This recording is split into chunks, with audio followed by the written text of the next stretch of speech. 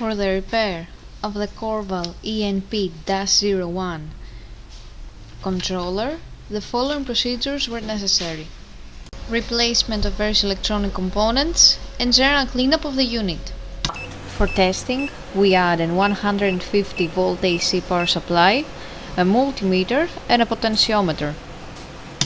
For starters, we manipulate the process variable with the help of the potentiometer. When the process variable far exceeds the set variable, a buzzer can be heard from the multimeter.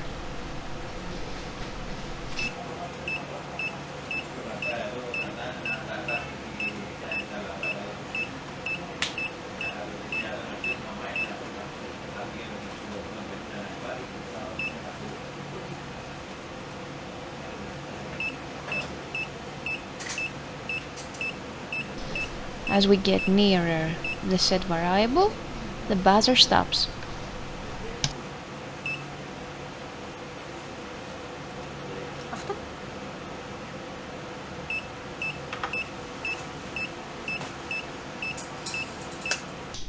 It is now clear that the controller is working successfully and is ready to be delivered to the customer.